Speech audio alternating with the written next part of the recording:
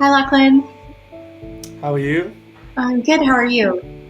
I'm excellent. Doing very well. Doing very well. Wonderful. I thought we could take a few minutes and just chat together about a film that has come out celebrating 100 years of the Baha'i Faith in Fiji. Could you tell us a little bit about this film and how it came about? Yeah, so this film came about from really like a push to celebrate 100 years of the Baha'i Faith in Fiji. And so it's had, I mean, the faith in Fiji has had quite it's quite a remarkable history in Fiji, as there's no night of Baha'u'llah, and essentially this faith came to Fiji and it traveled through various different regions around the country. And I think for the Baha'i community, they wanted to focus on how they could tell the story of the Baha'i faith in Fiji visually. I think a lot of the time we have these written narratives which serve a particular purpose in documenting learning. However, I think there was a real push to capture things visually to display the true effect of the institute process and what the teaching has done in these neighborhoods on things like literacy, on social action, on the environment. And so, yeah, it was really exciting because I think this was is also heavily inspired by Expansive Prospect. I think this particular film, the film from the Baha'i World Center, Yeah. and we were just really excited to see what we could capture, and it was a really great task because capturing 100 years of a faith in a country isn't something you can do overnight. So it took a lot of planning, and we did it, and it was an incredible experience. Yeah. Do you want to tell us a little bit about what that planning looked like or what the process behind the film looked like? Yeah. So initially we had a post pre-production which didn't last too long actually. We talked on the phone a little bit and we planned about where we wanted to go, and we really wanted to figure out the idea of the film obviously before we started filming, because sometimes usually you can kind of just you can wing things, but I think for a special project like this we really needed to plan. So we did some planning about the particular neighborhoods, who we might want to talk to, who would be able to offer some learnings about what 100 years of the faith has looked like in each neighborhood. We decided to film across 3 weeks, and so we visited 6 different neighborhoods, and 5 of those neighborhoods were featured in the film, and it was really exciting because we got to go and talk with the most unique people in each neighborhood, and I think this is a really beautiful opportunity to cover the stories of the individuals who have then contributed to collective action. Often, a lot of the time in film, you see kind of the fruits of efforts, but really looking at how the individuals also play a massive part in our society. And so, we were really looking at the stories of particular people, and then how their lives have then contributed to the life of the community. Um, and so then we did this and we interviewed people and we filmed um, activities, social action projects, and really tried to film a little bit of the life of the community. So there's clips in there of people cooking, of background footage of the neighborhoods that we were in. And we felt that this was really like trying to display the true reality of the area. And I think when you understand the reality of an area, that's when progress comes. And so we're really hoping to combine those two as two key collaborative principles in this film. Um, and so, yeah, we did this, and then we had 3 weeks of filming, and then there was around a month of editing, which was quite an intense process, many all-nighters, and it was just really, yeah, it was a fantastic experience, I think, for everyone who got to be involved. I think it was particularly nice because we we had members of the community assisting in various little things. So it wasn't a single effort; it was a team effort, and I think that that's what documentary is all about. And I think in this particular case, we were trying to tell a story that if I'm filming and editing, this isn't my story anymore, and this is not my film. This is the community's film. And I think a visual narrative as a documentary genre almost um, has that aim. It's aiming to tell the story. It's aiming for the community to tell its own story. Um, and I think we're trying to learn about how to do that because I think this is our first time embarking on a project like this through this lens. So there were challenges and there were upsides, and but in the end, it all came together really well. And I'm really excited to see how this film inspires other countries, but in particular members of different communities around Fiji. Lachlan, do you want to tell us about one of the challenges that you faced and how you overcame that? Yeah, yeah. We were really lucky in this case because I think with this film, because it was such a special project, and I think everyone involved who was helping, we were really confident that things would go well. Um, there were so many times where things could have easily just not gone wrong. For instance, our audio could have been messed up.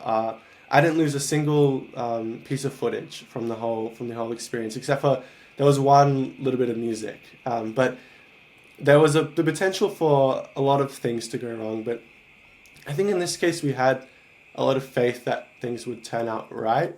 I don't know if that really makes sense, but everything worked. Like there were, I mean, one challenge which we did have was with interviewing.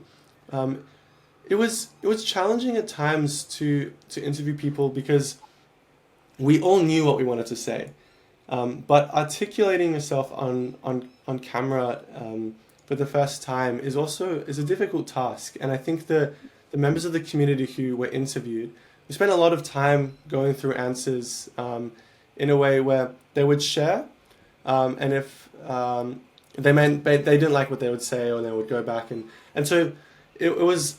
I think when you look at documentaries, it's easy to think that sometimes answers are given on the first take, but I was really encouraging them to think about like their own experiences and how they could reflect that in the truest way possible, and through also giving descriptions of what was happening so that we could display that visually. Right. Um, and so when you're trying to tell, when the community is trying to tell its story, um, articulating that on camera is a difficult task. There's a clip in the film which um, I would love people just to know about this because I think this is the coolest thing ever. Sometimes in film you have these moments where things just work out too Right. well, and you're like, what's happening? I'm sure you've like experienced that with interviews. This mother was speaking about her child, Yes, and that's my favorite part. yeah.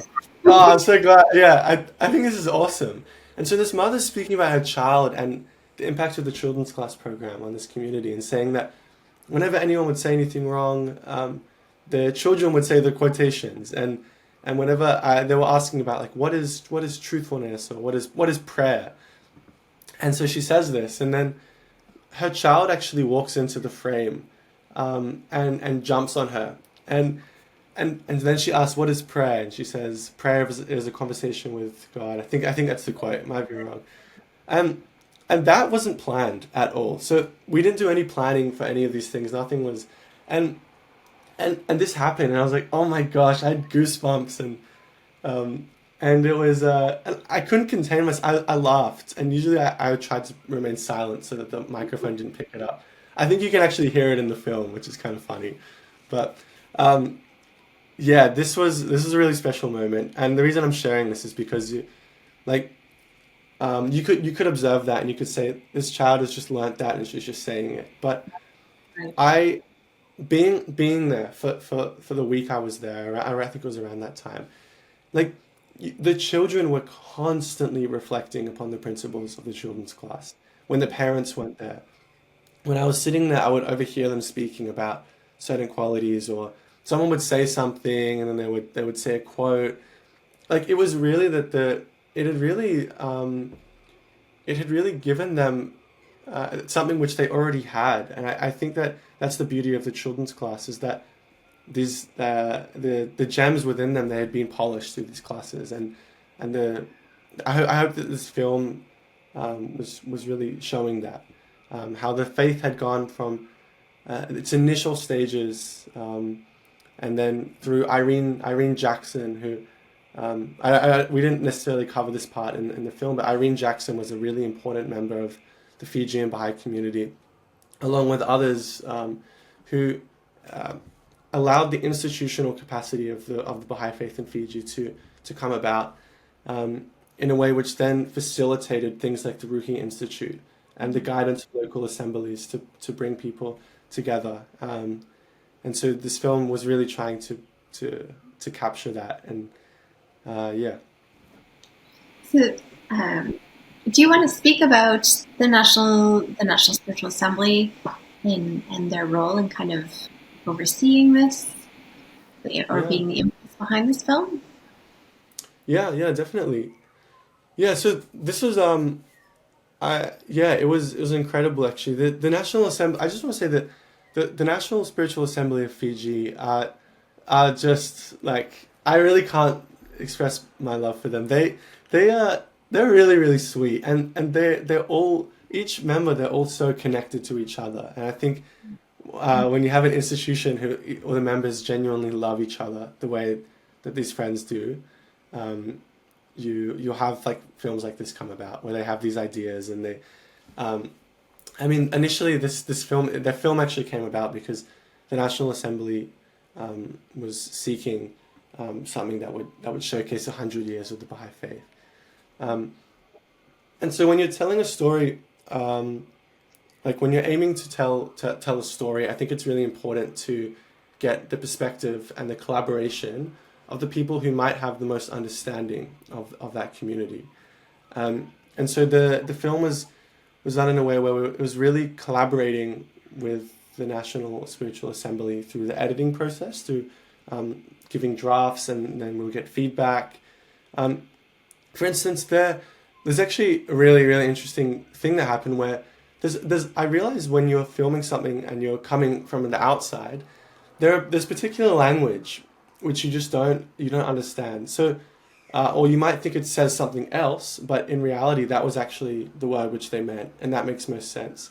So there's a particular segment. I'm just using this example to talk about this topic. There's a particular segment in the neighborhood called Korova, which was a mangroves pocket, and in the subtitles which we were putting in, I'd put windstorm, um, and because the mangroves were blocking this village from the windstorm. And I thought this girl had said this, but actually it was Winston, Cyclone Winston, which was a cyclone which had come in, um, and so when that was picked up by the National Assembly, then it was. So that's just an example of like you don't realize certain things is from the outside, but then when you get collaboration of an institution such as the National Assembly, that obviously things are picked up on like that. Um, and they were really trying to. I mean, I stayed with a couple members of the National Assembly there, and it was the best. Like I loved it because every night I'd come home from filming, and then we would talk about what had happened, and we would collaborate and get ideas, and then we would go in a certain direction. And then the start of the film, the narration about like giving a little insight and context to 100 years of the faith here. Right. That was written by yeah, it was written in collaboration with the National Assembly. So that particular part was actually scripted, and we were writing and listening and sorry and talking through it because we really wanted to make that part articulate itself like perfectly because we felt that was really important at the start. But it was quite a special thing, I think, collaborating with the National Assembly because this was their film, and I felt yeah, I can't really express like how I felt being able to serve the National Assembly in that particular task because I had I'd kind of grown up in love with photography and visual storytelling, and so then to be able to use that art in a way of where I could serve, I felt really honored to be able to have something that was coherent with what I believed in, and so it was a really truly remarkable experience being able to do that, and it's something I'll never forget because when you talk with those friends, like the National Assembly, the way they were positioning the film was purely in service for the community. It wasn't a film to be like, look at us, look at all we've done. It was really a piece for the local friends in these villages who could then see their efforts and be inspired and do more. And I think that that is the power of visual storytelling, is that a community they might not have articulated themselves to other neighborhoods, other pockets. And so now for other pockets around and neighborhoods around Fiji to see what Boa Boa is doing or Korova is doing is a really, really profound thing. And so um, I'm really hoping that when this film is shown, that the friends there will really like take it on, and that it has done justice to their stories. Yeah, and this this story was this couldn't have been done without like I think the National Assembly played such a massive role in the production of this. Yeah. I think it's really exciting. I mean, I'm just thinking as a Baha'i in the world, whenever the World Center releases a film and you get to watch it and you get to see, if you see somebody that you know, like the joy that that brings you, not only in learning what other communities are doing and watching and rewatching or looking at segments of the film over and over again and studying it almost like a document, but also just seeing familiar faces is such an encouragement. So I can only imagine how joyful it will be to for anyone who's in this film to watch this film and see their fellow community members. I think it's really wonderful. Yeah. I that was the thing I was thinking about the whole time. I mean, when we were filming it, it was really special because I knew that there were particular clips that I would use and that clips I wouldn't. And you know, I was just we were really excited. Like everyone in the community was so excited. They were like, when's it gonna come out? And the community was just on their toes. I think it was really cool. I had the same experience when I was watching a couple of the films. Like there was one person which I saw who I knew, and I was like, "What? That's so awesome!" Like it makes it more enjoyable. And this film, initially, like we obviously this can be shared to other areas around the world, but this is really a film for the Fijian Baha'i community, and not just the Baha'i community, but that Fiji, because this faith is really starting to impact, have really real social implications on this community, and so this isn't just for the Baha'i community, but for everyone to see the power of this faith to bring people together in a world which is currently really struggling with that.